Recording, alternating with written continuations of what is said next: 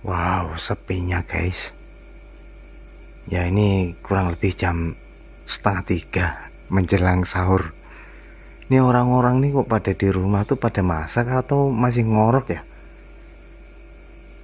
Sahur, sahur, sahur, sahur, sahur, sahur, sahur, sahur, sahur. Arab sahur, ora sahur. Sakarmu. Kayaknya saya sendiri yang teriak-teriak nih. Oke lah, yang penting sudah bangunin. Yang penting akmalu biniat. Semua diawali dengan niat. Ya.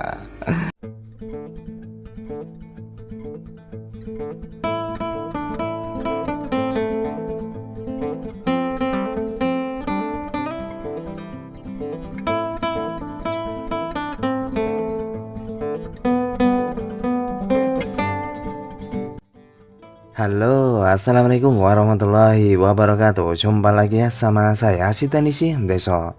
Gimana kabar sobat semua? Baik-baik saja ya. Oke, menemani sahur kali ini saya kedapatan servisan cuan di depan mata. Iya. Wah, kalau udah dapat servisan begini, semangat 45. Merdeka. Ya, jadi saya juga berdoa ya, mudah-mudahan sobat semua selalu diberi kemudahan usahanya dan selalu diberi kesehatan. Dan tentunya menginginkan juga ya untuk kasus-kasus yang seperti ini. Ya, jadi saya terima ya dalam keadaan sepertinya korban KDRT ya. Untuk kasus yang seperti ini itu sangat umum diterima tukang servis.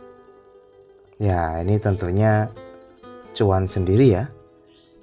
Dan ini sebetulnya bisa dilakukan siapapun, asal dilakukan dengan teliti dan hati-hati. Yang jelas semudah apapun itu, tingkat resiko juga pasti membayangnya. Apalagi ini berhubungan dengan LCD.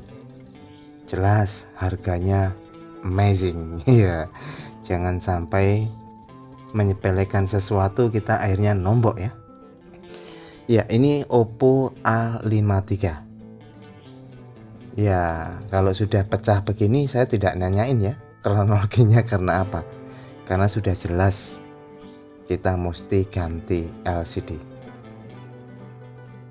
Oke, untuk pembukaan di Oppo A53 kita mesti buka back cover belakang. Nah, ini biasa saya bantu dengan pemanas ya. Yang nggak punya blower bisa digunakan hair dryer ya. Lalu untuk pembukaan awal jika nggak punya plastik mika yang seperti ini, bisa juga menggunakan cutter tapi pelan-pelan ya untuk membuka awalnya. Ya, kita cari celah dulu supaya bisa terbuka ya. Jika sudah ada ruangan yang bisa masuk, kita langsung seset sambil dibantu dengan pemanas. Sebetulnya tanpa pemanas juga bisa ya, yaitu dengan kontak cleaner. Kita tinggal semprotkan saja, otomatis lem itu bisa gampang ya untuk kita angkat untuk covernya. Ya, ini apakah ada sangkutan fleksibel? Ya, yang jelas kita pelan-pelan dan hati-hati ya. Karena kan sudah jelas cuan tuh di depan mata, kita tinggal laksanakan. Ya, ini kalau untuk di Oppo A53 itu generasi yang baru ya, kelihatannya tuh ya belum lama untuk HP ini. Jadi model untuk pembukaan ya dari cover tipisnya yang ada di belakang ya, bukan frame. Berbeda di Oppo kayak generasi A3s itu kan tanpa buka cover belakang seperti ini. Kita langsung ke casing belakangnya ya. Nah, ini rada susah ini lemnya. Kelihatannya sih HP ini belum pernah dibongkar. Ya, ini sudah terbuka dan Ya, memang betul sekali ya, belum pernah dibongkar. Yaitu masih ada segelan. Oke, kita langsung buka baut-bautnya ya. Ya, sambil kita buka, kita lihat dulu ya spesifikasinya. Ini adalah Oppo A53, displaynya 6,5 inch. Lalu RAM-nya ada yang versi 4 dan 6. Untuk baterainya 5000 mAh. HP ini dirilis tahun 2020 dan menggunakan tipe LCD-nya IPS. Lalu untuk chipsetnya, HP ini menggunakan Qualcomm. Wow, ini sudah terbuka ya untuk framenya, dan ya tentunya kita mesti tes LCD-nya dulu ya. Ya, untuk harga LCD ini lumayan mahal ya. Di toko online tuh sekitar 300 sampai 400 ribuan. Namun untuk LCD ini saya dapatkan hanya di 200 ribuan. Sangat murah guys. Untuk yang pingin beli ya linknya ada di kolom deskripsi ya. Jadi ini ya, kita tuh kalau beli yang harga bawah otomatis kan menambah keuntungan ya. Yang jelas kalau di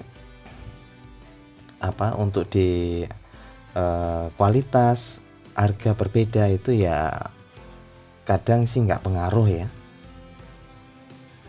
Yang selama ini saya beli yang murah lalu kita pasang itu juga nggak ada efek garis atau nompel. Yang penting kita tes, jika dia tanpa ada masalah ya nggak perlu kita retur. Nah, ini kualitas yang harga paling murah ya. Namun ya selisihnya sih mungkin ya, kalau ini sebetulnya 290 ribuan ya. Kalau harga umum rata-rata tuh ada yang 315, bahkan ada yang 400-an. Jadi untuk LCD Oppo Vivo, biarpun kita itu meminim budget ya, untuk pembelian tuh ya masih worth it lah ya untuk di HP-HP generasi baru. Karena pengembangan untuk di LCD itu semenjak di Oppo A5s yang banyak masalah, lalu seri-seri A3s, A5s itu sudah dikembangkan lagi. Jadi ya sudah meminimalisir untuk keluhan-keluhan ya. Sehingga sekarang nih ya, kalaupun kita cari yang murah itu belum tentu itu juga kualitas jelek ya. Artinya ya hoki-hokian juga kadang yang enggak ada masalah. Namun untuk yang seperti ini ya kita tinggal jelaskan ya sama customer mau yang bagus atau yang biasa, kan seperti itu. Cuman ini berbeda ya untuk di LCD seperti Samsung. Kalau Samsung itu ada yang biasa, ada yang OLED, ada yang Ori atau AMOLED. Sebetulnya Ori itu nggak ada ya, atau yang AMOLED lah contohnya. Kelasnya tuh beda-beda, dan itu itu sangat jelas ya. Artinya sangat jelas nih, harganya jauh, perbedaannya itu jauh banget, lalu kualitasnya juga jauh. Namun beda dengan LCD Oppo Vivo. Walaupun harga yang paling murah itu juga kualitasnya lumayan rata-rata lah ya, bagus. Tidak jauh beda dengan yang misalnya di harga 300 seperti itu. Ya, ini tinggal dibersihkan saja ya kalau ada lem. Nah, ini tinggal kita pasang dan kita ya bersihkan untuk disegelannya supaya tidak gantung ya saat dipasang ke frame. Kalau untuk di LCD Xiaomi lalu Oppo, Vivo itu sih rata-rata ya sama kualitasnya, namun harga berbeda-beda itu saja. Dan ya masalah untuk keluhan yang kadang nompel, kadang gerak-gerak sendiri, itu selama ini ya jarang didapati ya. Berbeda di zaman dulu tuh sempat yang produk gagal untuk di LCD, contohnya di Oppo A5s seperti itu. Ya ini kita ya tinggal pasangkan ya seperti biasa kalau masang LCD. Oke, untuk pengencangan ini ya bebas saja ya. Kalau HP Oppo tuh saya kadang tuh dengan penjepit juga enggak masalah ya. Saya pernah bikin video yang yang perlakuannya tuh harus manja ya. Saya lupa ya, HP apa itu ya, Oppo apa Vivo ya, pokoknya satu tipe itu sangat manja sekali. Hanya ketekan sedikit saja sudah bermasalah ya LCD-nya. Oke, ini saya kencangkan tuh dengan karet saja. Nah ini kalau untuk ngencangin ini hati-hati ya. Oke, ini sudah setengah jam cukup lah, atau 1 jam juga lebih baik. Karena kalau penggunaan lem warna hitam, ini kan saya menggunakan lem warna hitam ya, T7000 bisa P7000, itu cepat keringnya. Jadi kalaupun kita mesti diburu-buru customer ya nggak perlu nunggu lama-lama sih, langsung bisa kita berikan sama usernya ya. Oke, ini sudah siap untuk di finishing ya. Jadi untuk di Oppo, Vivo, di saat misalnya sobat semua itu nyoba LCD tapi sentuhnya tidak bisa, itu kadang karena belum presisi ya. Jadi bukan karena LCD-nya atau gimana, yang penting coba dilurus-luruskan fleksibelnya. Kalau dia sentuh sekali mau ya pasti nanti di saat presisi itu normal ya. Kadang ya di saat kita nyoba kan kita nggak presisikan di frame ya, kita hanya dari belakang bagian baterainya. Dan kalaupun itu ternyata disentuh nggak bisa, diluruskan untuk fleksibelnya sambil ditekan ya. Biasanya memang dia mintanya harus presisi.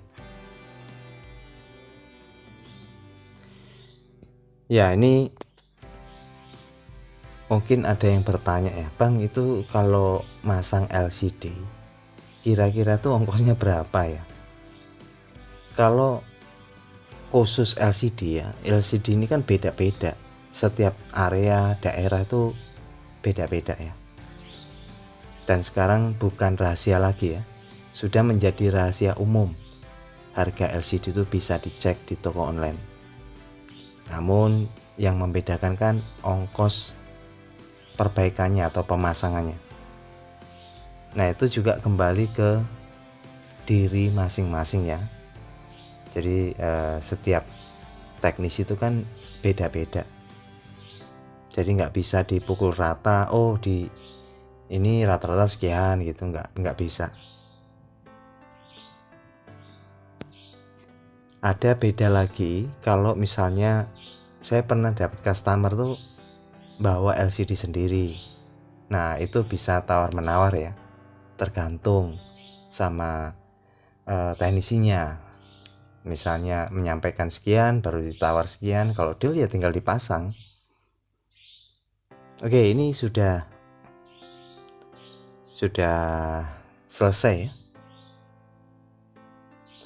Ya kalau untuk di bulan puasa saya sih mengharapkan dapat servisan yang begini terus ya.